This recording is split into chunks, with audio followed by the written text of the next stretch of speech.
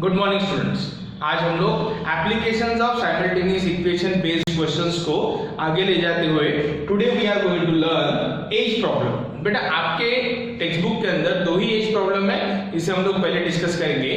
सबसे पहला क्वेश्चन जो मैं स्टार्ट कर रहा हूँ, इट इज प्रैक्टिस सेट 1.5 का third question, that is the sum of father's age and twice the age of his son is 70। क्या बोला है? The sum of father's age and twice the age of his son is 70. If we double the age of the father and add it to the age of his son, the sum is 95. Find their present ages. तो बेटा यहाँ पे हम लोगों को दो situation दी है, इन दो सिचुएशन से हम लोग दो इक्वेशन बना सकते हैं। अब हमेशा ध्यान रखना, जब भी हमारे पास एज प्रॉब्लम आता है वहां पे हम लोगों को प्रेजेंट एज ही अज्यूम करनी पड़ती है। मतलब ये चीज क्लियर है कि आपको रिलेशन कुछ भी दिया हो, हमेशा हमें प्रेजेंट एज अज्यूम करनी है। तो मुझे बताओ, इस प्रॉब्लम के अंदर दो कैरेक्टर है, एक कैरेक्टर है फादर और दूसरा कैरेक्टर है सन। अब एक कैरेक्टर फादर और दूसरा सन है, तो फादर की एज हम लोग x अज्यूम करेंगे और सन की एज क्या अज्यूम करेंगे y, और उसके बाद इक्वेशन किस तरह से फॉर्म होते हैं ये हम लोग देखेंगे। तो यहाँ पे बेटा नोट करते हैं, let the present age of father be x years and that of son be y years। यहाँ से समझना है, मैंने यहाँ पे प्रेजेंट एज अज्यूम की है। Present age of father is x years and present age of son is y years। अब पहले कंडीशन के हिसाब से यहाँ देखना है, सो यहाँ मैं लिख देता हूँ that is by first condition.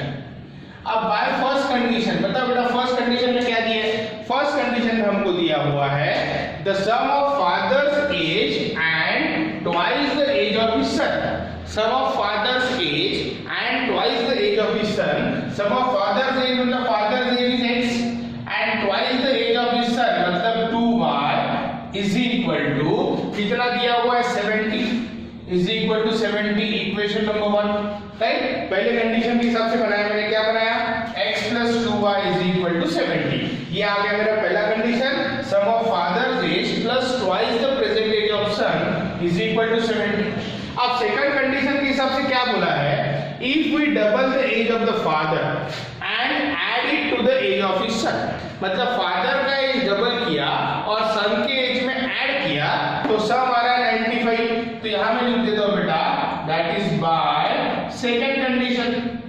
By second condition, चलो सेकंड कंडीशन के हिसाब से क्या है बताओ? सेकंड कंडीशन से हिसाब से if we double the age of the father, चलो फादर का एज डबल कर दिया, कितना आ गया? 2x plus and add it to the son's age. Add it to the son's age मतलब सन का एज कितना है? y। Father's age double plus son's age is equal to दिया है 95। ये आ गया इक्वेशन नंबर 2। तो बेटा हमें दो सिचुएशन दी थी, इन दोनों सिचुएशन से मैंने यहाँ पर दो इक्वेशन बना लिए। पहला इक्वेशन बनाया है x plus 2y is equal to 70 और दूसरा बनाया है 2x plus y is equal to 95। Okay, अब इन दोनों इक्वेशन को सॉल्व करना है और मुझे x और y की वैल्यू निकालनी है। तो बेटा x और y की वैल्यू जब निकलेंगी तो x will be the father's present age and y will be the son's present age। चलो स्टार्ट करते सॉल्व करना।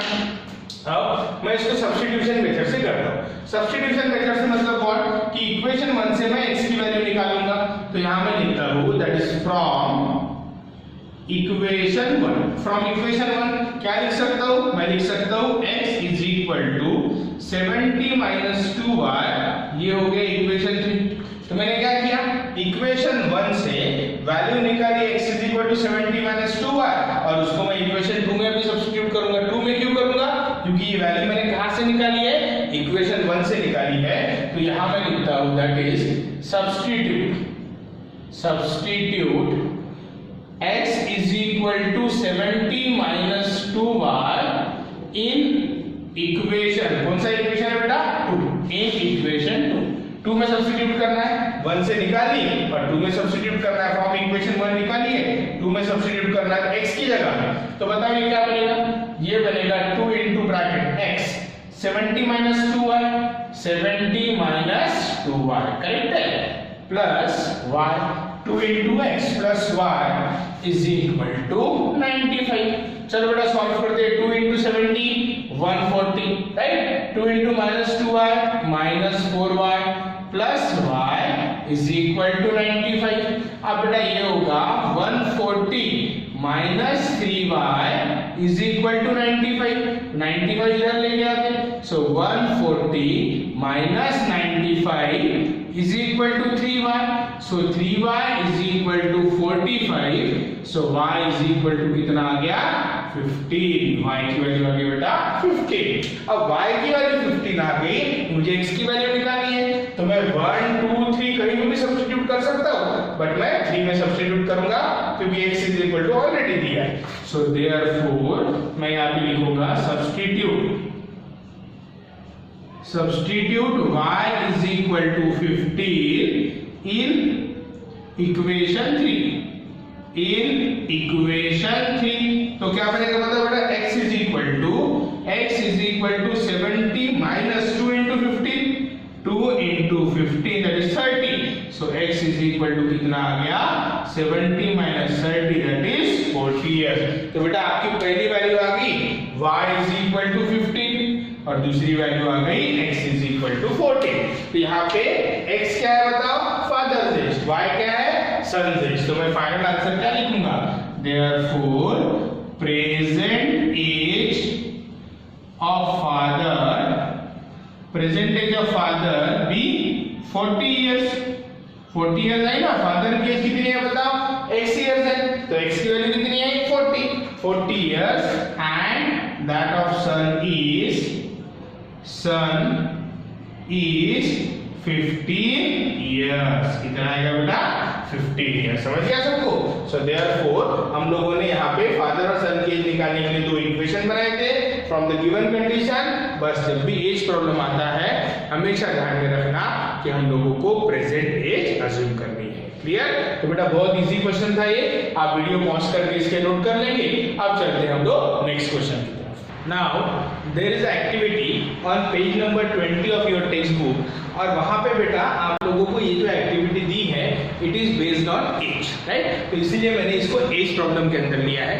अब ये एक्टिविटी को सबसे पहले समझते हैं। आप लोगों को टेक्स्ट बुक के पेज पे आ जाएंगे, पेज नंबर 20, सबसे ऊपर एक एक्टिविटी दी है, राइट, जहाँ पे हमारा ये टॉपिक स्टार्ट होता है एप्लीकेशंस ऑफ साइमल्टेनियस इक्वेशन। अब एक्टिविटी को अगर मैं समझूं तो यहाँ पे क्या दिया है, I am Sarthak and I am Sakshi, मतलब there are two persons, right. My present age is x years, मतलब सार्थक की प्रेजेंट एज x years है। My present age is y years, मतलब साक्षी की प्रेजेंट एज y years, मतलब there are two person, one person is Sarthak, another person is Sakshi. Sarthak की present age x year है और साक्षी की प्रेजेंट एज y year है, और हमें तीनों दिशा में तीन कंडीशन दी है, उसके हिसाब से हम लोगों को इक्वेशन बनाना है। दैट्स इट, बहुत ही इजी एक्टिविटी है, राइट। तो सबसे पहले हम लोग स्टार्ट करते हैं यहाँ से। क्या बोला है, the sum of present age of Sarthak and Sakshi is 25, मतलब सार्थक की और साक्षी की प्रेजेंट एज की सम 25 दी है। तो प्रेजेंट एज सार्थक की कितनी है x year, साक्षी की कितनी है y year। तो इक्वेशन क्या बनेगा, x plus y is equal to 25, मतलब हमारी ये पहली सिचुएशन बन गई, that is x plus y is equal to 25, the sum of the present age of Sarthak and Sakshi, दोनों की सम कितनी आ गई बेटा 25। अब चलते हैं सेकंड सिचुएशन की ओर। सेकंड सिचुएशन में क्या बोला है, सार्थक age is less by 8, Sarthak age is less by 8 then double the Sakshi age, मतलब सार्थक की जो एज है वो साक्षी के एज के डबल करने के बाद भी 8 लेस है। मतलब व्हाट कि सार्थक एज की एज है x, तो x इज मतलब क्या होता है बेटा इक्वल लेस बाय 8, ये लेस बाय 8 है, मतलब लेस बाय 8। अब किससे लेस बाय 8 है, देन डबल द साक्षी's एज, साक्षी की एज अगर डबल करूंगा, साक्षी की एज अगर डबल करूंगा कितना आएगा 2y। So Sarthak age is less by 8 then double the साक्षी's एज, साक्षी के एज के डबल से 8 कम किसकी एज है, सार्थक की एज है। तो हमने इस सिचुएशन के हिसाब से ये बॉक्स फिल कर दिया बाय द इक्वेशन। अब मैं आता हूं थर्ड सिचुएशन पे। यहाँ पे ये बोला है बेटा, यहाँ पे ये बोला गया है, क्या बोला गया है, 4 years ago Sakshi's age was 3 years less than Sarthak's age at that time. At that time मतलब 4 साल पहले। अब 4 साल पहले का दोनों का रिलेशन दिया है।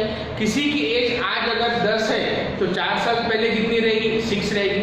अगर आपकी एज आज अगर 16 है तो 4 साल पहले कितनी रहेगी, 12 रहेगी। अगर आपकी एज आज 50 है तो 4 साल पहले कितनी रहेगी, 46 रहेगी। मतलब आप 4 कम कर रहे हो। तो वही चीज हमको करनी है। 4 years ago Sakshi's age was, अब साक्षी की दरअसल 4 years ago मैं बात करूं तो सार्थक की अगर बात करूं, सार्थक की एज हो जाएगी x-4, सही है, क्योंकि प्रेजेंट एज अगर x है तो 4 साल पहले x-4। साक्षी की एज क्या बनेगी बताओ, साक्षी की एज बनेगी y-4। सार्थक की एज बन गई x-4, साक्षी की एज बन गई y-4। अब क्या बोला है, 4 years ago Sakshi's age was 3 years less than Sarthak's age at that time. साक्षी की as was 3 years less than the Sarthak age. Sakshi's age was मतलब साक्षी की एज, साक्षी की एज कितनी थी बताओ, साक्षी की एज थी that is y-4 was 3 years less than Sarthak's age at that time. At that time मतलब what, 4 साल पहले। तो 3 years less मतलब -3 आएगा किसके, that is x-4 -3, right? So y-4 is equal to x-4 -3। तो कंडीशन को मैं फिर से पढ़ रहा हूँ। 4 years ago Sakshi's age was 3 years less than the age of Sarthak at that time. सार्थक की जो एज थी उससे 3 साल कम साक्षी की एज 4 साल पहले थी। तो इसको आप लोग सिंप्लीफाई कर सकते हो, एक्स वाई इधर उधर कर लो तो ये इक्वेशन आराम से आप लोग डिराइव कर सकते हो। तो बेटा ये था हमारा activity which was given on page number 20। तो एज के ऊपर आपके टेक्स्ट बुक के अंदर ये 2 ही प्रॉब्लम दिए हैं। अब मैं चल रहा हूँ नेक्स्ट टाइप के ऊपर, that is area and perimeter, जहाँ पे कुछ ज्योमेट्रिकल फिगर जैसे रेक्टेंगल या कोई प्लॉट या कोई ट्राइंगल या कुछ दिया रहेगा, उसका एरिया फाइंड आउट करना है हम लोगों को इक्वेशन फॉर्म करके, राइट। तो बेटर आप इसको नोट डाउन कर लेंगे। हम लोग चलते हैं नेक्स्ट टाइप की तरफ। Now we have the next type that is perimeter and area based problem. अब perimeter and area based problem के अंदर सबसे पहला क्वेश्चन पेज नंबर 20 के ऊपर शॉर्ट एग्जांपल है, that is example number 1। Page number 20 example number 1। बेटा आप लोग उस पेज पे आ जाएंगे, मैं उसको एक्सप्लेन कर रहा हूँ। क्या दिया है क्वेश्चन के अंदर, the perimeter of a rectangle is 40 centimetre, the length of the rectangle more than double its breadth by 2, मतलब लेंथ ब्रेड्थ से कुछ ना कुछ इससे ज्यादा है। Find the length and breadth, हमको क्या फाइंड आउट करना है, we have to find out the length and breadth, right. अब बेटा यहाँ पे 2 सिचुएशन दी है, तो सबसे पहले लेंथ और ब्रेड्थ को हम लोगों को अज्यूम करना पड़ेगा, सेंटीमीटर में रहेगी। सो यहाँ पे लिखता हूँ, late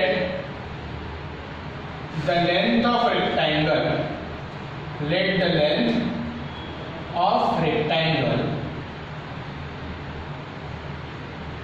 B x centimetre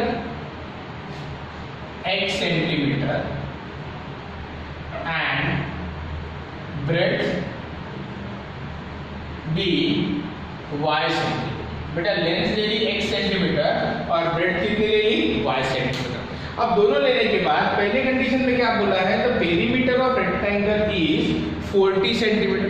now perimeter मतलब what, 2 into bracket length plus breadth. सबको पेरीमीटर ऑफ रेक्टेंगल का फार्मूला तो याद होगा ही, 2 into bracket length plus breadth. So therefore by first condition, पहले कंडीशन के हिसाब से क्या होगा बेटा, पहले कंडीशन के हिसाब से इक्वेशन बनेगा हमारा, that is 2 into bracket length plus breadth is equal to perimeter and that perimeter is 40, equation number 1। ये आ गया पहला इक्वेशन। अब चलते हैं सेकंड कंडीशन की ओर। सेकंड कंडीशन में क्या बोला है, पहले मैं यहाँ लिख देता हूँ, that is by second condition, by second condition. अगर पहले इक्वेशन को मुझे सिंप्लीफाई करना है तो मैं यहाँ पे कर सकता हूँ, 2 से डिवाइड कर दूंगा तो ये होगा x + y = 20 और इसको मैं इक्वेशन नंबर 1 में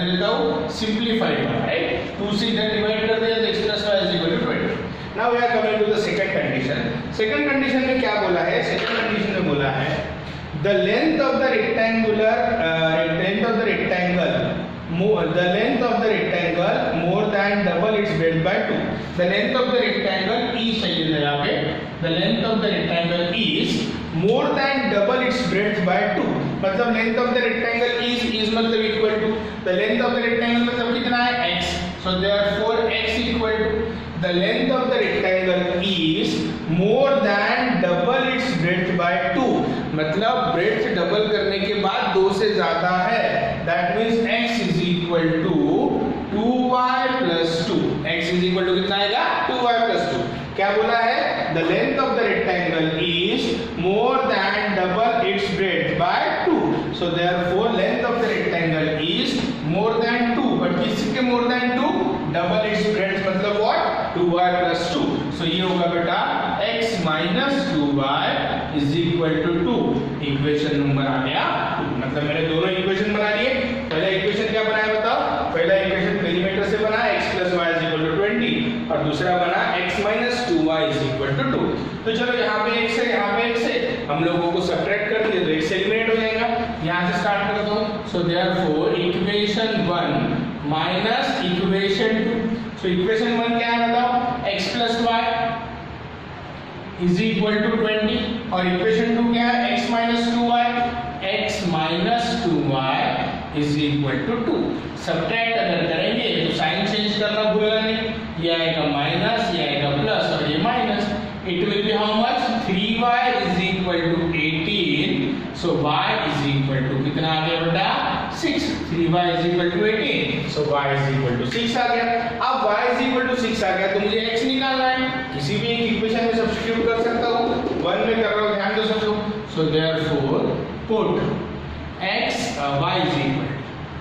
y is equal to 6 in equation 1. क्या होगा बताओ, x plus y की जगह पे 6 is equal to 20.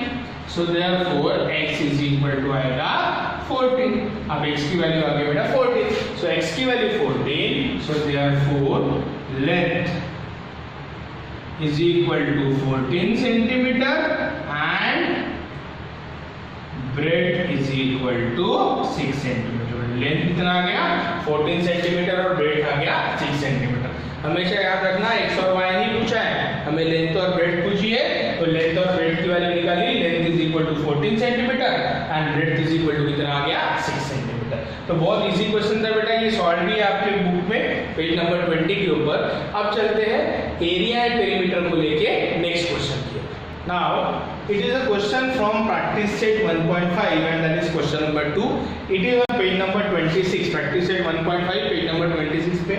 But the question is given in the form of activity where we have to identify and we need to form two different equations. तो सबसे पहले हम लोग इसको समझ लेते हैं क्या दिया है. It is given that I am a rectangle. मतलब एक रेक्टेंगल है और रेक्टेंगल की चारों साइड्स मुझे यहाँ पर दी है और बोला गया है find the values of x and y. अब बेटा कुछ इक्वेशन हम लोगों को फॉर्म करने पड़ेगी और x और y की वैल्यू निकालनी पड़ेगी. Then find my perimeter of and area. मतलब इस रेक्टेंगल का पेरीमीटर भी निकालना है और एरिया भी निकालना है. राइट. तो बेटा इक्वेशन कैसे फॉर्म करेंगे, हम लोगों को थोड़ा सा रेक्टेंगल की कुछ बेसिक प्रॉपर्टी तो पता होगी. That opposite sides of the rectangle are equal. Now opposite sides of the rectangle are equal. Then ये साइड और ये साइड आपस में इक्वल होगी. मतलब 2x plus y plus 8 is equal to 4x minus y and 2y is equal to x plus 4. ये भी हो सकता है.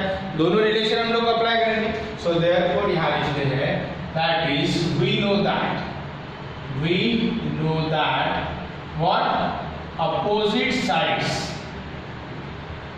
of rectangle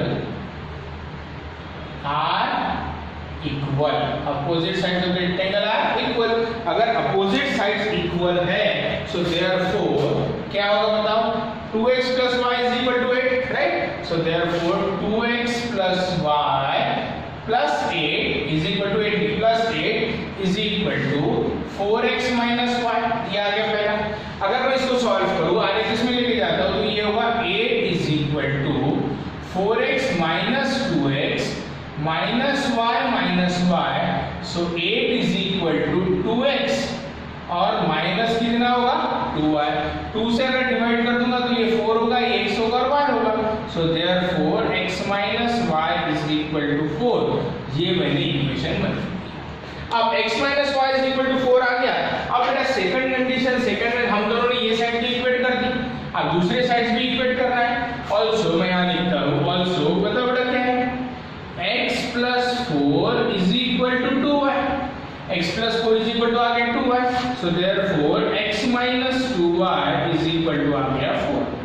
x minus 2y is equal to कितना आएगा -4।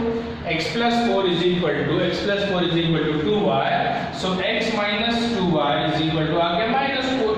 ये हो गया इक्वेशन नंबर 2। अब दोनों भी इक्वेशन को मैं स्टडी करूं तो x और x माइनस हम कट कर सकते हैं, बिल्कुल कर सकते हैं। सो देयरफॉर मैं लिखता हूं इक्वेशन 1 माइनस इक्वेशन 2। चलो बड़ा इक्वेशन 1 लिखते हैं। इक्वेशन 1 क्या है बताओ? इक्वेशन 1 है x minus y is equal to 4, correct है। और इक्वेशन 2 क्या है बताओ? x minus 2y is equal to -4। अगर मैं सब्ट्रैक्ट करूंगा तो ये माइनस, ये प्लस और ये प्लस, ये हो जाएगा कैंसिल। तो y इज इक्वल टू कितना आएगा 8। y की वैल्यू कितनी आ गई 8। अब y की वैल्यू 8 आ गई, किसी भी इक्वेशन में मैं सब्स्टिट्यूट कर सकता हूँ। चलो इक्वेशन 1 में पुट कर देता हूँ। सो यहाँ लिखता हूँ that is put x is equal y is equal, y की वैल्यू निकाली, put y is equal to कितना 8 इन इक्वेशन 1। इन इक्वेशन 1 तो ये क्या होगा बताओ? x minus 8 is equal to 4। तो x इज इक्वल टू आ गया 12।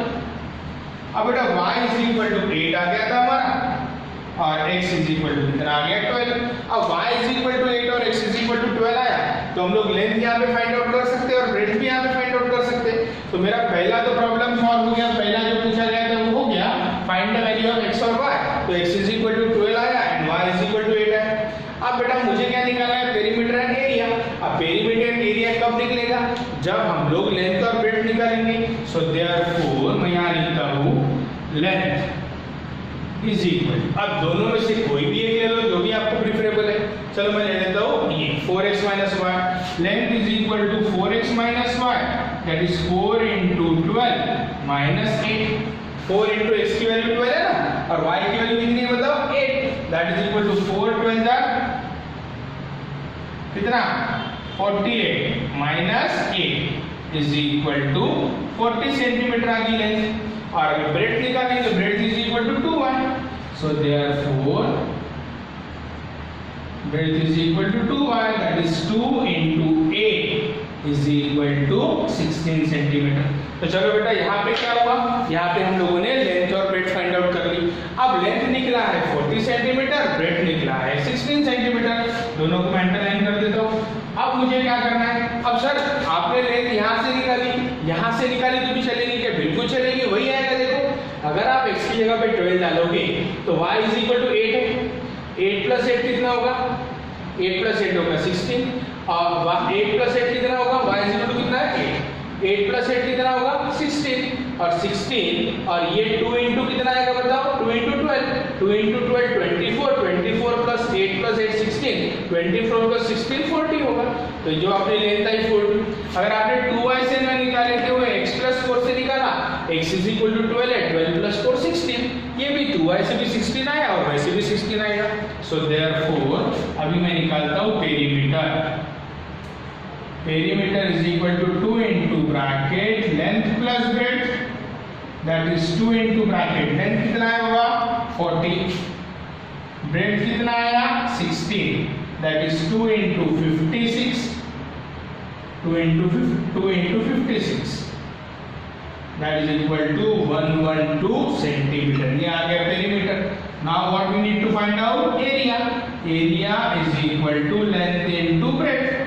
लेंथ कितनी है 40 और ब्रेड्थ कितनी है 16, दैट इज 640 सेंटीमीटर स्क्वायर।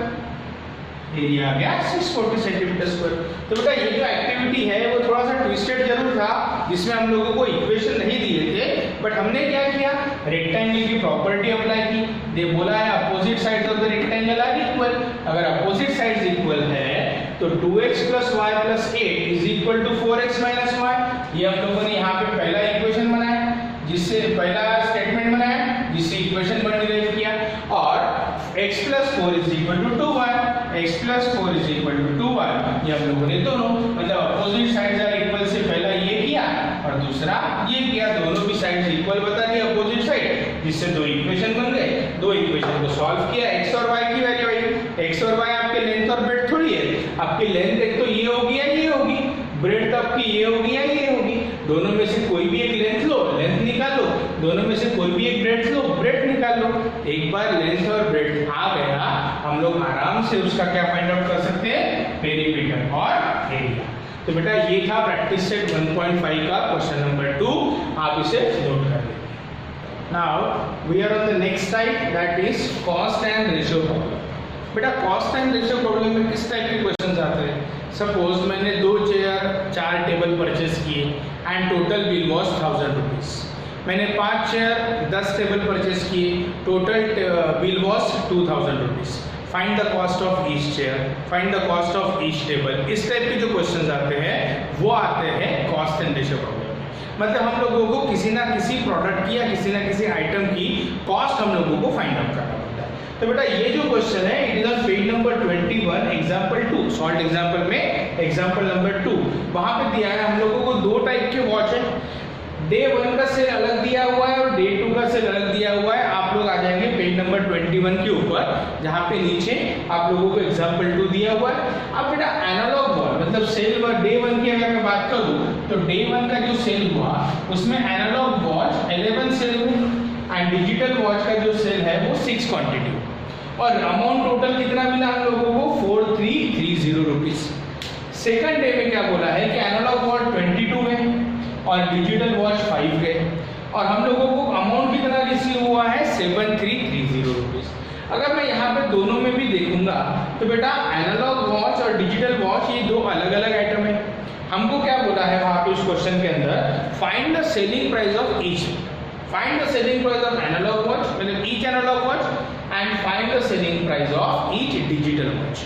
तो मैं अज्यूम करता हूँ that is let the price of each analogue watch be rupees x and digital watch be rupees y, right.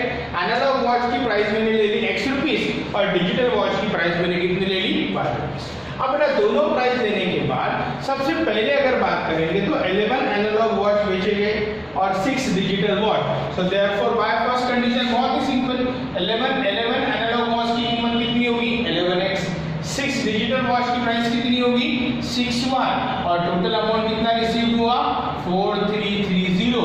It will be your equation number 1। सही है। अब equation number 1 बनने के बाद हम लोग चलते हैं अब सेकंड कंडीशन पर, that is from second condition, from second condition. अब सेकंड कंडीशन में क्या है बेटा 22 analogue watch. Now 22 analogue watch plus 5 digital watch. 22 analogue watch मतलब watch 22x plus 5 digital watch मतलब what 5y, that is equal to the amount received is 7330। ये हो गया इक्वेशन नंबर 2। अब बेटा ये दोनों इक्वेशन तो बन गए, अब क्या आप इसको सॉल्व कर सकते हो?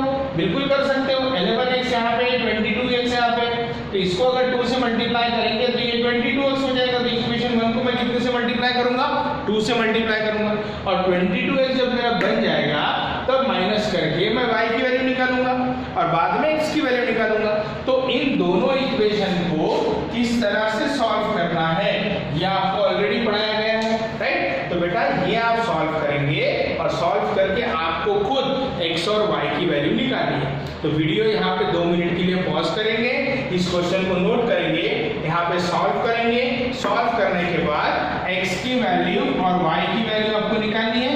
x की वैल्यू जो भी आएगी it will be the cost of analogue watch, and y की वैल्यू जो भी आएगी it will be the cost of digital watch. तो बेटा ये दो इक्वेशन फॉर्म किए गए, ये कैसे फॉर्म किए ये हम लोगों ने देखा।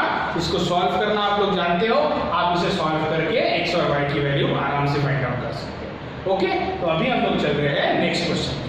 Now the question is from practice set 1.5 and the question number is 5। बेटा इसके अंदर कॉस्ट और ये सब चीजें नहीं दी है, फिर भी ये इसी type is cost and ratio problem, right. अब यहाँ पे क्या बोला है, क्वेश्चन को ठीक से पढ़ना है और समझना है।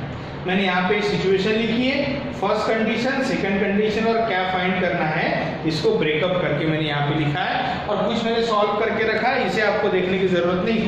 पहले क्वेश्चन पे आप लोग ध्यान, क्या बोला है, 2 types of boxes A and B are to be placed in a trunk, मतलब देयर इज अ ट्रंक और टाइप A और टाइप B के बॉक्सेस हमें उसके अंदर प्लेस करना है। हैविंग कैपेसिटी ऑफ 10 टन, मतलब उसकी कैपेसिटी 10 टन है। 10 टन मतलब 1 ton is equal to 1000 kg. So 10 ton is equal to 10 into 1000, that is 10,000 kg. समझ में आ रहा है सबको? 1 ton is equal to 1000 kg. So 10 ton is equal to 10 into 1000, that is 10,000 kg. मतलब उस trunk की कैपेसिटी केजीज में देखा जाए तो 10,000 kg है, उतना हम लोग लग सकते हैं। अब सिचुएशन 1 क्या बोलती है, when 150 boxes of type A and 100 boxes of type B are loaded in the trunk, it weighs to 10 ton. 10 ton मतलब 10,000 kg। जब ये इतने नंबर ऑफ बॉक्सेस मैंने रख दिए तो उसका वेट आता है बेटा 10,000 kg। अब हमको आखिरी में बोला है find the weight of each type of box, तो हमें उसको अज्यूम भी करना पड़ेगा। तो एक काम करते हैं, that is let the weight of type A box be x kg and type B box be y kg। मतलब टाइप A बॉक्स जो है उसका वेट x kg अज्यूम करते हैं और टाइप B बॉक्स है उसका वेट कितना अज्यूम कर रहे हैं, y kg। दोनों अज्यूम हो गया। अब पहले सिचुएशन के हिसाब से when 150 boxes of type A, मतलब एक बॉक्स का टाइप A का वेट अगर x है तो 150 का कितना होगा, 150x and 100 boxes of type B, एक बॉक्स का है 100, एक बॉक्स का y है तो 100 बॉक्स का 100y, तो 150x plus 100y is equal to 10 ton, 10 ton is equal to 10,000 kg।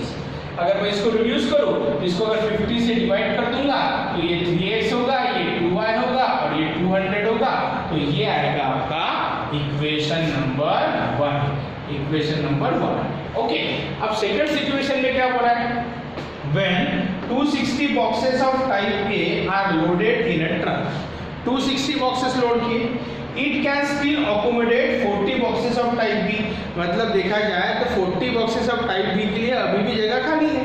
मतलब टोटल कितने बॉक्सेस आ सकते हैं, 260 boxes of type A and 40 boxes of type B। सो यहाँ अगर देखा जाए तो 260 boxes of type A का वेट होगा 260x plus 40 boxes of type B का वेट होगा 40y is equal to 10 ton, 10 ton is equal to 1000। यहाँ अगर देखा जाए तो बेटा मैंने यहाँ पे 20 से रिड्यूस कर दिया, तो 20 से रिड्यूस कर दिया तो ये बना आपका that is 13x plus 2y is equal to 500। ये आ गया इक्वेशन नंबर 2। अब तो आगे का सिंपल है, सब्ट्रैक्ट कर दो, 2y वैसे ही कट हो जाएगा। सो इक्वेशन 2 में से 1 माइनस कर रहा हूँ, that is equation 2 minus equation 1। Equation 2 क्या है बताओ, 13x plus 2y is equal to 500 और ये है 3x plus 2y is equal to 200। Subtract जब करेंगे तब साइन चेंज होगा, साइन चेंज होगा तो 2y cancel, 10x is equal to 300, so x is equal to आ गया 30। What is x? x is nothing but the weight of type A box, उसको हम लोग बाद में लिखेंगे। अब x की वैल्यू 30 इक्वेशन नंबर 1 में सब्स्टिट्यूट कर दो, तो यहाँ लिखता हूँ put x is equal to 30 in equation 1। क्या बनेगा बाबा, ये 3 into 30, 3 into 30 सही है, plus 2y is equal to 200, so therefore 3 30 90 plus 2y is equal to 200, so 2y is equal to 110, so y is equal to आ गया 55, so y की value 55 आ गई और x की वैल्यू कितनी आ गई 30, so therefore x क्या है बताओ, so therefore weight of type A box is equal to 30 kg and weight of type B box is equal to 55 kg। Right बेटा, टाइप ए बॉक्स का वेट आ गया 30 kg और टाइप बी बॉक्स का weight कितना आ गया 55 kg, क्योंकि एक्स हमने जो अज्यूम किया था वो टाइप ए बॉक्स का वेट था और वाई जो अज्यूम किया था वो टाइप बी के बॉक्स का वेट था। ओके, तो आज बेटा हम लोग यहाँ रुक रहे हैं। इन द नेक्स्ट सेशन आप लोगों को कुछ ऐसा टाइप के क्वेश्चंस पढ़ाए जाएंगे, आपके भले नोट्स में एक ही क्वेश्चन है बट उसका कॉन्सेप्ट समझना आपको जरूरी है। तो बेटा next session is very important, जिसके अंदर आपको एक अपस्ट्रीम डाउनस्ट्रीम का कॉन्सेप्ट है और एक जो प्लेसेस वाला क्वेश्चन है वो एक कॉन्सेप्ट है, वो हम लोग नेक्स्ट सेक्शन में कवर करेंगे। बट बिफोर दैट यहाँ तक जितना भी हुआ वो क्वेश्चन आप फिर से एक बार करके देखिए। मिलते हैं आपसे नेक्स्ट सेशन के अंदर। चलिए, थैंक यू।